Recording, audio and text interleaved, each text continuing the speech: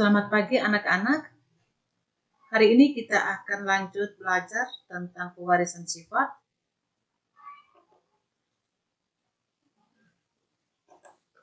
Untuk mengawali kegiatan pembelajaran kita hari ini, marilah kita berdoa sesuai dengan agama dan keyakinan kita masing-masing. Marilah kita berdoa.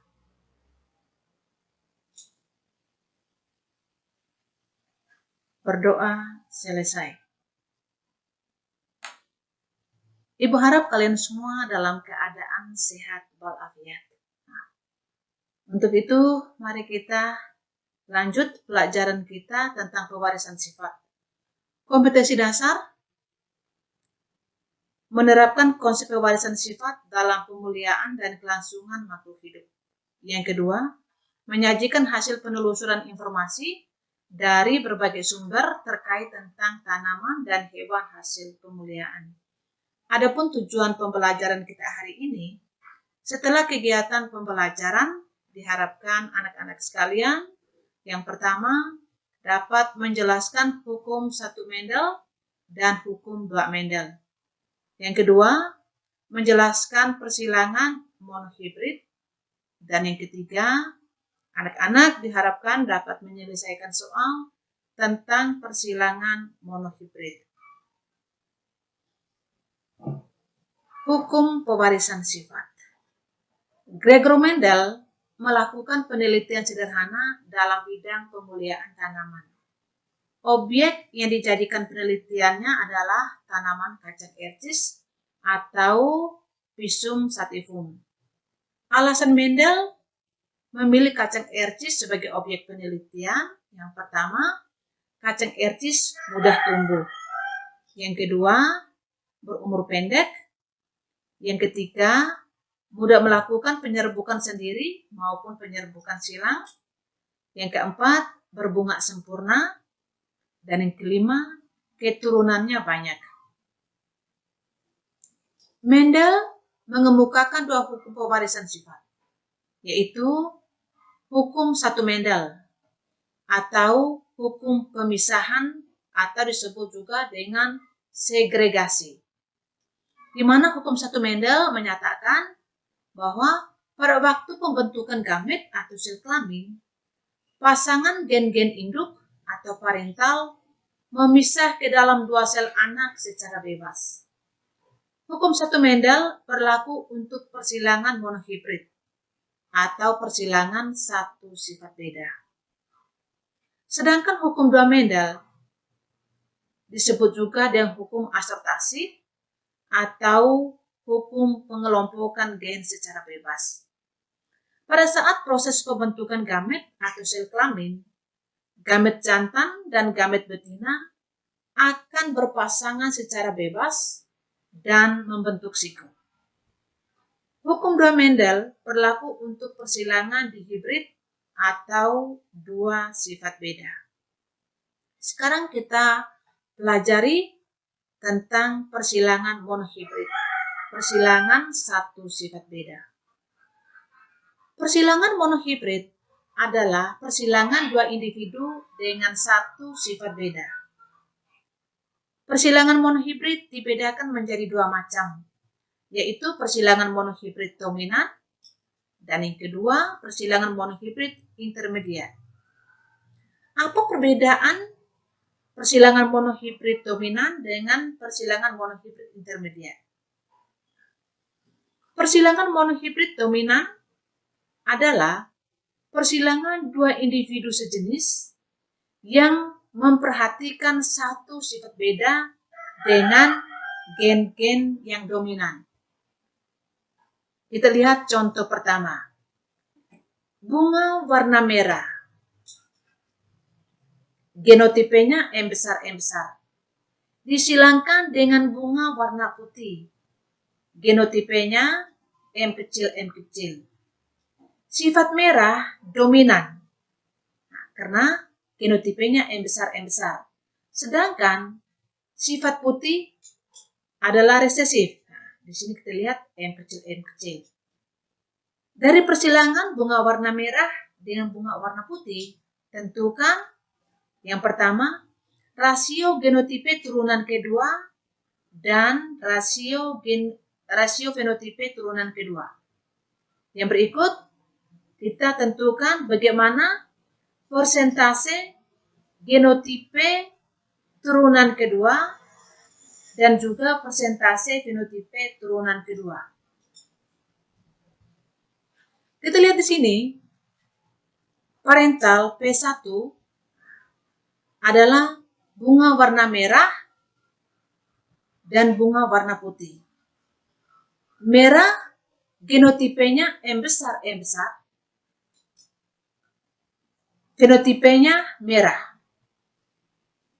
Sedangkan M kecil adalah genotipe untuk bunga warna putih. Selanjutnya kita tentukan gamet. Gamet dari turunan pertama. M besar, gametnya M besar. M kecil, gametnya M kecil. Sehingga F1 turunan pertama menghasilkan bunga dengan genotipe M besar, M kecil. Fenotipenya merah.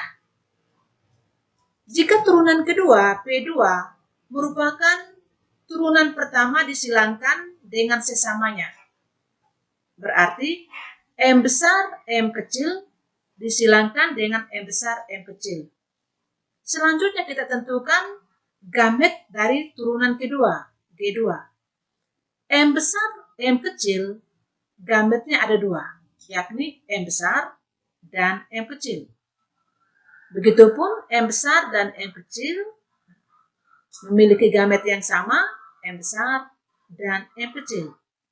Bagaimana hasil turunan kedua, F2? Untuk turunan kedua, kita buat dalam bentuk tabel di sini. Untuk gamet betina, ini simbol untuk gamet betina, M besar, M kecil. Untuk gamet jantan, ini simbolnya M besar, juga M kecil. Kita lihat kotak nomor 1. Atau pada tabel sini kotak nomor 1. M besar, maka pada kotak nomor 1 menghasilkan genotipe M besar, sesuai dengan gametnya. Fenotipenya merah. Pada kotak nomor 2, M besar, M kecil. Maka genotipenya M besar, M kecil, sesuai dengan gametnya. Fenotipenya M besar, M kecil, merah. Karena M besar dominan, sehingga fenotipenya merah. Pada kotak nomor 3, M besar, M kecil. Maka menghasilkan M besar, M kecil. Fenotipenya merah. Pada kotak nomor 4, M kecil. Nah, pada kotak nomor 4 di sini, genotipenya M kecil. Sehingga fenotipenya putih. Bagaimana rasio genotipe maupun rasio fenotipe? Untuk menentukan rasio genotipe, kita lihat di sini, M besar hanya terdapat pada kotak nomor 1. Sehingga di sini hanya 1. M besar, M kecil terdapat kotak nomor 2 dengan kotak nomor 3. Sehingga genotipenya ada 2. M besar, M kecil, 2. M kecil hanya terdapat pada kotak nomor 4. Sehingga di sini 1. Sehingga rasio genotipenya adalah 1/2 berbanding 1. Bagaimana untuk menentukan rasio fenotipe? Kita kembali pada tabel di atas. Pada tabel di atas, tabel nomor 1, 2, dan 3, fenotipenya merah. Sehingga merah di sini 3. Sedangkan putih hanya terdapat pada tabel atau pada kotak nomor 4. Nah, sehingga putih hanya 1. Sehingga untuk menentukan rasio fenotipe 3:1. Atau dengan kata lain, rasio fenotipe 3 merah berbanding 1 putih. Begitupun dengan rasio genotipe 1 M besar berbanding 2 M besar M kecil berbanding 1 M kecil M kecil. Bagaimana untuk menentukan persentase genotipe? M besar kita lihat hanya 1, sehingga persentasenya 25. Persentasenya 25%. Begitupun M besar, M kecil ada 2, persentasenya 50%. M kecil hanya 1, sehingga persentasenya 25%. Anak-anak akan bertanya, 25%, 50% itu dapatnya dari mana? Ibu yakin pasti anak-anak akan bertanya demikian. 25% diperoleh dari, kita lihat di sini, M besar hanya terdapat 1, sehingga prosesnya atau analisis kita 1/4. Kenapa harus berbanding 4? Karena semua ini ada 4. 1 tambah 2 tambah 1 sama dengan 4, sehingga persentasenya 1/4 dikali 100%. Anak-anak nanti cakar hasilnya sama dengan 25%. Begitupun M besar, M kecil, persentasenya 50% diperoleh dari 2/4 dikali 100%. Sehingga persentase untuk M besar, M kecil 50%. Sedangkan M kecil sama seperti yang pertama tadi, 1/4 dikali 100%. Itu adalah persentase dari genotipe.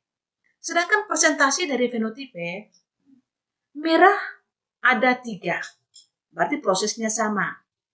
3/4 dikali 100%. Sehingga persentase untuk merah sama dengan 75%.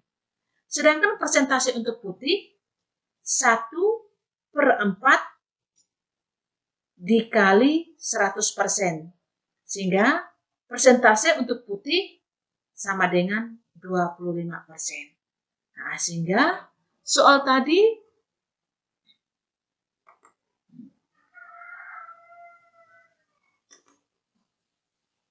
berapa rasio genotipe F2 dan fenotipe F2 maupun persentase genotipe F2 dan fenotipe F2? Kalian bisa memahami dengan penjelasan tadi. Sekarang kita lanjut dengan contoh yang kedua.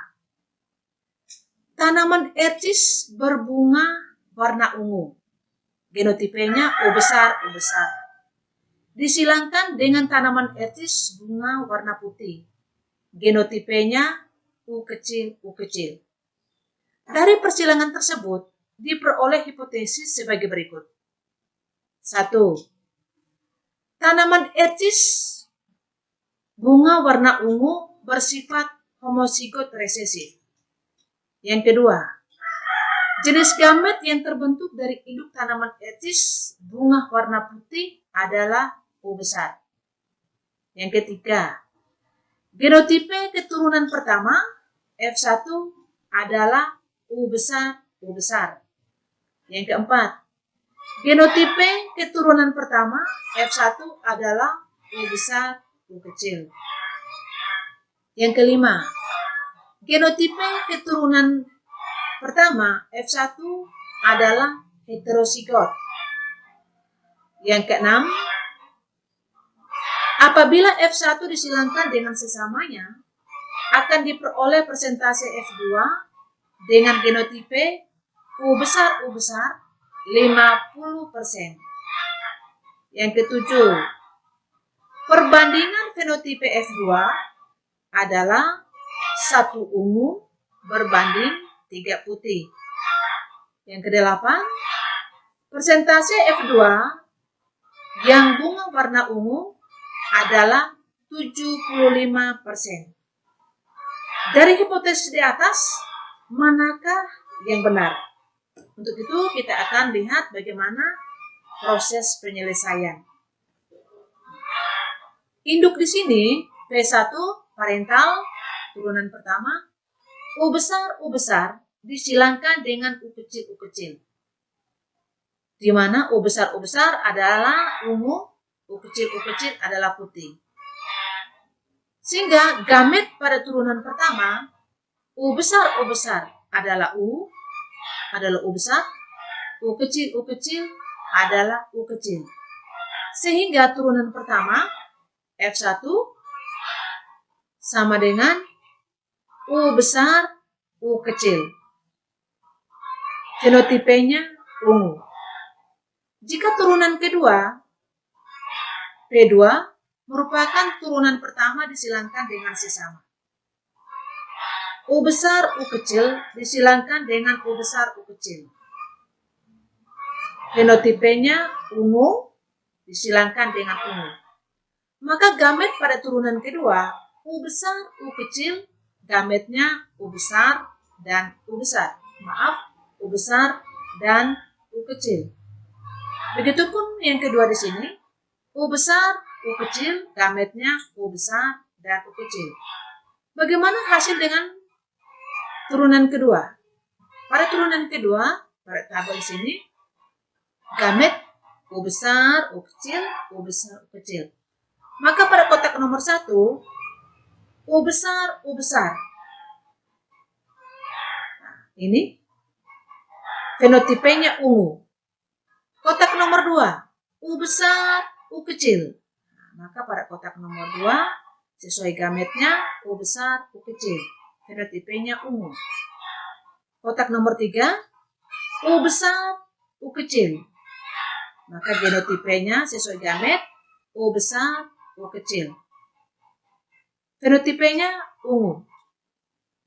Pada kotak nomor 4, U kecil. Maka gamet yang terbentuk sesuai gametnya U kecil. Fenotipenya putih. Sehingga rasio genotipenya U besar ada 1, U besar, U kecil. Kotak nomor 2 dan nomor 3, sehingga di sini 2, U kecil 1. Sehingga rasio genotipenya 1 berbanding 2 berbanding 1. Persentase genotipenya U besar 25%, U besar U kecil 50%, U kecil 25%. Bagaimana dengan rasio fenotipenya? Untuk rasio fenotipenya, ungu ada 3, putih ada 1. Sehingga 3 ungu berbanding 1 putih. Sehingga persentasenya untuk ungu 75%, untuk putih 25%. Berdasarkan penyelesaian di atas, kita simpulkan bahwa untuk hipotesis 1, tanaman etis bunga warna ungu bersifat homozigot resesif. Pernyataan itu salah. Bunga warna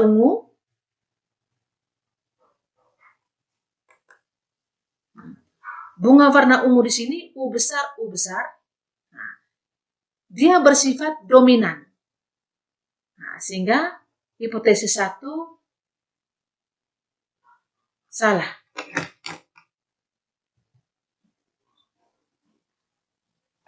Hipotesis yang kedua, jenis gamet yang terbentuk dari induk tanaman etis bunga warna putih adalah U besar.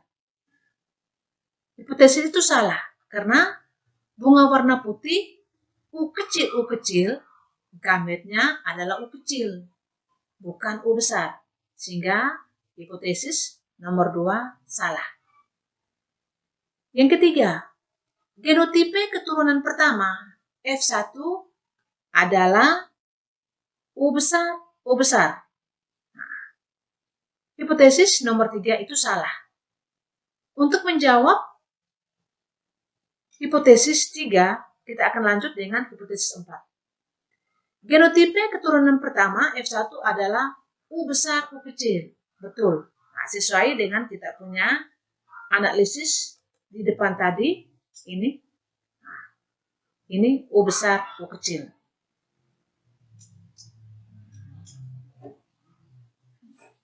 Kita lanjut dengan hipotesis nomor 5. Genotipe keturunan pertama F1 adalah heterozigot. U besar, U kecil. Betul. Pasangan alel yang tidak sama itu disebut dengan heterozigot.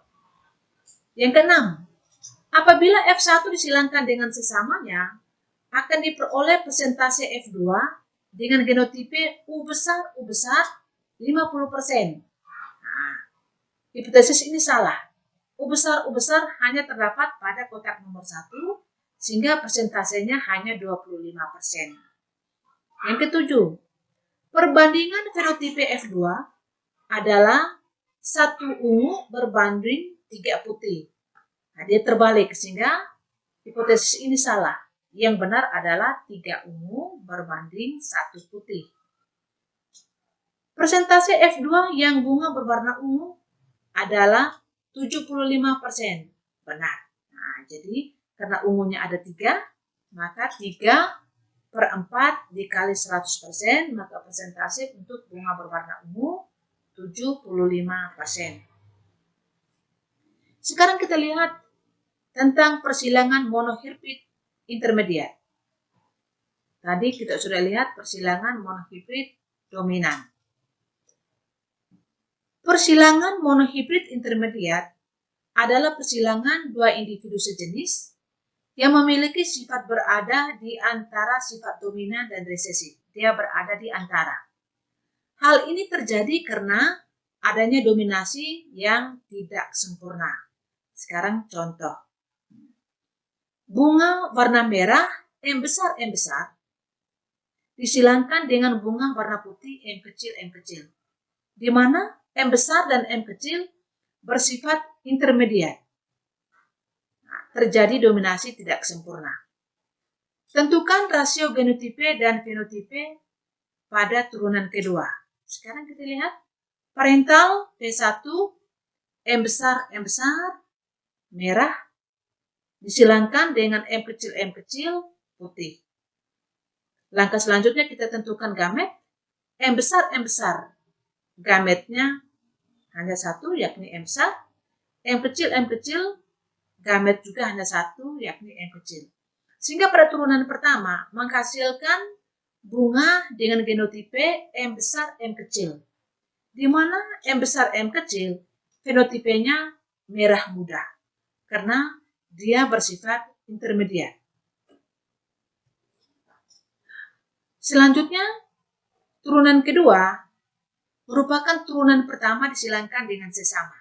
Maka M besar M kecil disilangkan dengan M besar M kecil yang fenotipenya merah muda semua. Sehingga gametnya M besar M kecil, gametnya M besar dan M kecil. Begitupun yang berikut M besar M kecil, gametnya ada 2, M besar dan M kecil. Bagaimana hasil turunan kedua? Kita buat dalam tabel lagi. Untuk kotak nomor 1, M besar. Ini adalah genotipe pada kotak nomor 1. Genotipenya merah. Pada kotak nomor 2, M besar M kecil. Nah, ini adalah genotipenya. Maka fenotipenya M besar M kecil merah muda. Kotak nomor 3, M besar M kecil. Ini adalah genotipe untuk kotak nomor 3, maka fenotipenya merah muda. Sedangkan pada kotak nomor 4, M kecil. Nah, ini adalah genotipenya, maka fenotipenya putih. Bagaimana rasio genotipe maupun rasio fenotipe? Untuk rasio genotipe, pada persilangan monohibrid intermediat, kita lihat di sini, M besar hanya terdapat pada kotak nomor 1, sehingga di sini M besar 1. M besar M kecil terdapat pada kotak nomor 2 dan 3, sehingga di sini 2. Begitupun M kecil hanya terdapat pada kotak nomor 4, sehingga di sini 1. Sehingga rasio genotipenya 1:2:1. Masih sama dengan persilangan monohibrid dominan. Rasio genotipenya masih sama. Rasio persentase genotipe 25% untuk M besar, 50% M besar M kecil, 25% M kecil. Masih sama dengan persilangan monohibrid dominan. Bagaimana dengan rasio fenotipenya? Untuk rasio fenotipe, kita lihat di sini, warna merah hanya terdapat pada kotak nomor 1, sehingga di sini 1, merahnya hanya 1. Sedangkan pada kotak nomor 2 dan 3, fenotipenya merah muda. Sehingga perbandingan atau rasio fenotipenya untuk merah muda 2. Putih hanya terdapat pada kotak nomor 4, sehingga di sini 1. Sehingga rasio fenotipe pada persilangan monohibrid intermediate, dia perbandingannya 1:2:1. Itu perbedaan dengan persilangan monohibrid dominan. Kalau pada persilangan monohibrid dominan, rasio fenotipenya 3:1. Tetapi pada persilangan monohibrid intermediate, 1:2:1. Dia rasio fenotipenya sama dengan rasio genotipe. Itu untuk persilangan satu sifat beda. Bagaimana dengan persentase fenotipe? Sama dengan persentase genotipe. 25% untuk warna merah, 50% untuk merah muda, dan 25% untuk warna putih. Anak-anak, sebagai bahan refleksi pada akhir pertemuan kita hari ini, yang pertama, apakah anak-anak sudah dapat memahami, dapat menjelaskan hukum 1 Mendel dan hukum 2 Mendel? Yang kedua, apakah anak-anak dapat menjelaskan persilangan monohibrid? Yang ketiga, apakah anak-anak dapat menyelesaikan soal tentang persilangan monohibrid? Ibu yakin anak-anak dapat menjelaskan, dapat memahami, dan dapat menyelesaikan soal. Dari penjelasan singkat kita hari ini dan lebih lanjut, anak-anak dapat membaca pada buku-buku atau literatur lain tentang persilangan monohibrid. Untuk mengetahui pemahaman materi kali ini, setelah kegiatan pembelajaran kita melalui tayangan video hari ini, anak-anak dilanjutkan untuk mengerjakan kuis 2 tentang pewarisan sifat. Materi kita pada pertemuan berikut yakni tentang persilangan dihibrid, persilangan 2 sifat beda. Hari ini kita belajar tentang persilangan 1 sifat beda. Untuk mengakhiri kegiatan pertemuan kita hari ini, marilah kita tutup dengan doa sesuai dengan agama dan keyakinan kita masing-masing. Berdoa mulai. Berdoa selesai.